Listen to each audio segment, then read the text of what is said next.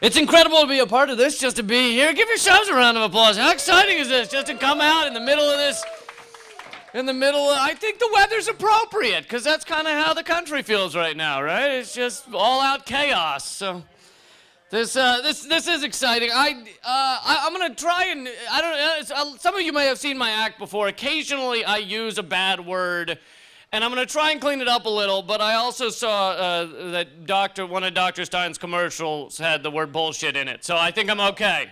I think that was the first presidential candidate to have that in a commercial. But it makes sense. You look at what's going on in the country, and it's hard to watch what's going on without going, shit. Like, it's very hard. It's incredible. I mean, you know, you watch, and you got the two corporate candidates that you're allowed to watch on TV. Those are the only two that apparently exist according to the mainstream media. And you watch it, and you watch this whole process that's been going on for about 7-8 years now, this election, or at least it seems like it, doesn't it? And you watch it, and you just, like, it's just mind-blowing. It's insane. This is gaggle of bobble-headed giggle shits that are running for office, and you look at them, and you're like, there's nothing else. There's no one. I mean, we have like 400 brands of toothbrush and like 4 dimensions in the world. I mean, in the universe, and yet apparently only 2 political parties. That's it. I saw a book once that had 435 sexual positions, but 2 political parties. That's it. That's all we're allowed to look at or see. And so it's important to open up the discussion. I mean, you know, between the 2 parties that they talk about on the mainstream media every day, you have one side that essentially thinks climate change doesn't exist, and then you have the Republicans. Like, it's just, right? It's just mind-blowing. And they're also, you know, they're hardly talking about Wall Street or regulating Wall Street. 2008 was the largest crime this country's ever seen, and no one's gone to jail for it. No one. People should have been lit on fire in Times Square. And no one would have complained. Animal rights activists would have been like, yeah, light them up, good call. No one would have complained. Billionaires now, billionaires. The 6 heirs to the Walmart fortune have the same amount of wealth as the bottom 40% of the country. Like, and you don't have to be a genius to realize that top-heavy things collapse. That's how it works. All you have to do is picture Philip Seymour Hoffman riding on the shoulders of Natalie Portman. It doesn't last long, you know? So the richer they've ever been, they're billionaires, and now they're going after, like, teacher benefits. Like, really? Teachers are heroes. Teachers deal with those little shitheads all day long, and they get paid less than the guy at the zoo in charge of making sure the hippos mate. Like, really? And a fair wage should be the easiest to pay in the world. I don't care if you're the worst. I don't care if you're the worst job. I don't care if your job is cleaning up turds out of the corner of the turd factory. If you work full time, you should be able to feed and clothe your kids. First of all, it's a moral thing to do. And secondly, with the size of our kids, none of us want to see them half clothed. None of us want to see a 10-year-old boy's breasts bouncing up and down on a sweaty summer day. Can't we get together as a people and buy that boy some nipple tassels? You know? Can't we do that? Oh, it's insane, and they're, you know, and they're going after, the billionaires are going after unions too, which unions have some problems like any large entities, but unions are also responsible for tiny, forgettable things like a weekend, and a 9 to 5 if you got it, and healthcare if you got it, and getting children out of the workplace alone was crucial because they're crappy workers. They don't know what they're doing. They're hitting all kinds of buttons on the factory floor, lopping dudes' arms off. You're like, what do you mean, whoopsie? You've worked here 4 years. Since you were 3, you should have this stuff down by now, right? And so it's just this corporate pillaging of the world that it seems like we've all just accepted, like it's a Black Eyed Peas song, you know? They're like, well, it's gonna be around for a while. Might as well pretend like I like it. What choice do I have? Resistance is futile. So you got to stand up against it, you know, and then there's the environment, which it doesn't even get talked about in the debates, it seems, and climate change. Climate change, like, It's amazing how no matter how close they say the major effects of climate change are, people don't seem to change. The Republicans, Democrats don't seem to talk about it. Because like 100 years ago, they were like, like 10 years ago, they were like, it's 100 years away. We are screwed in 100 years. And everyone was like, well, I personally will be dead by then. Then they were like, we're wrong, it's 20 years away. And everyone's like, we'll invent giant air conditioners by then. Now they're like, people in California are on fire. And everyone's like, they probably live in a really fiery area. They're probably storing dry stuff in their homes, like old magazines, you know. Don't come banging on my door every time some little crap goes down. Oh, Indonesia's underwater. Well, tell them to get up and move to Outernesia. Really? Just because their little country goes underwater, I gotta stop using plastic bags? And while we're on the topic, do we have to watch every polar bear drift out to sea on a damn ice cube? The dumb animals, move south, you idiots. They can't figure out a game plan the birds figured out. Follow the geese, Magellan. Jeez, you could be in Hawaii right now, eating beautiful women with coconuts on their chests. And that's a well-rounded meal. That's meat and fruit on the same plate. You know? Thank you, Lone Clapper. Thank you very much. One person came along for the applause break. I like it.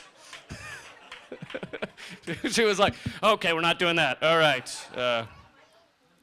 So yeah, so you know, that's what's important about the Green Party. Is talking about the environment is like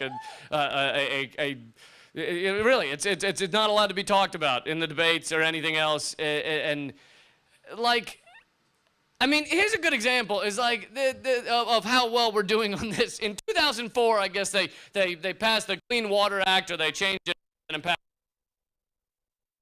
This came out like a year ago or something, a while ago. Since then, it's been violated 500,000 times by companies and factories, meaning we know who they are. We know who's dumping carcinogens in our water. And what do you do when a friend or family member gets cancer? You run the 5K, you wear the pink ribbons, and I'm not going to take that away. I just think we should run the 5K to the factory where they're dumping the crap in the water. Take all the pink ribbons, use those to tie up the CEO, then take all the change we made in the breast cancer awareness bake sale, put it in the end of a sock, and beat the crap out of the guy, right? You know, nothing excessive. Each of the 5,000 participants would get only one swing of the sock. Nothing excessive.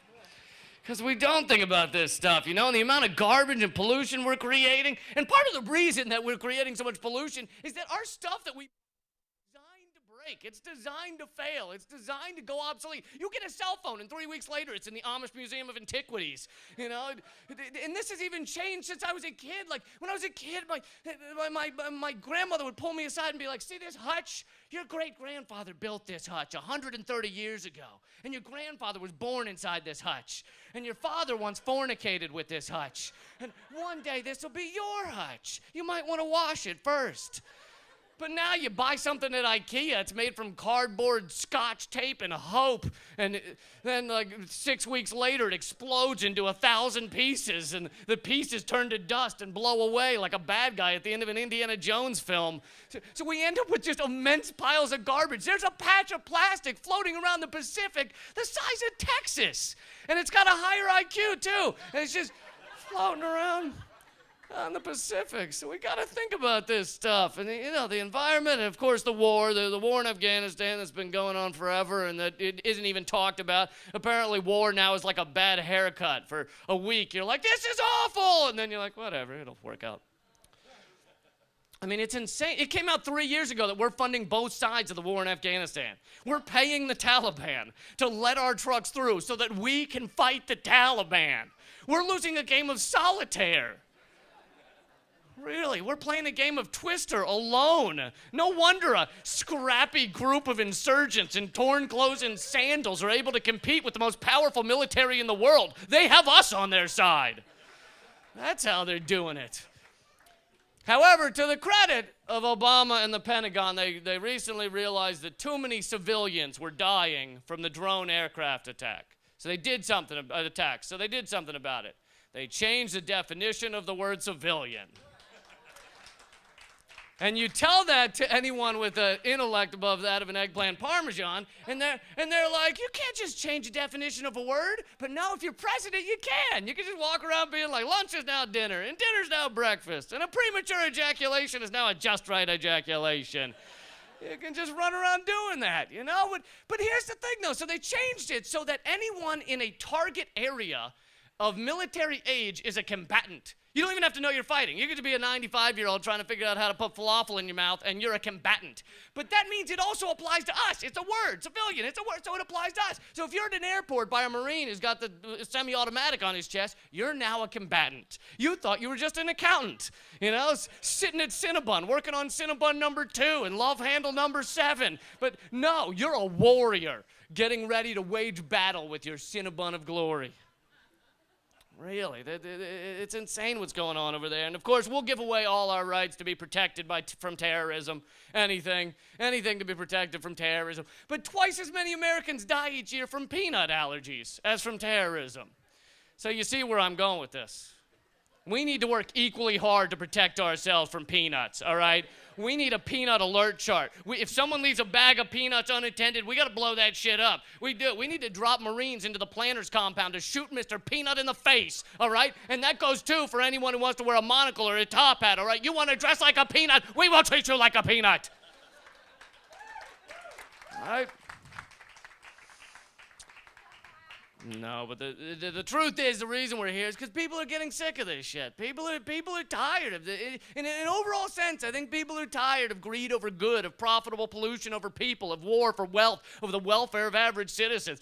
People are tired of this shit, and people are standing up in a lot of different ways. This is, in my opinion, you know, and I'll let Dr. Stein speak for herself, but in my opinion, this is one part of an important revolution, a mental revolution of people changing, all right? Whether it's Occupy, whether it's the Indignados in Spain, whether it's the students in Quebec, it's a mental revolution. It's a change, and it's not going to be stopped by police barricades or, you know, pepper spray. Pepper spraying us is like throwing water on gremlins. The more you do it, the more show up.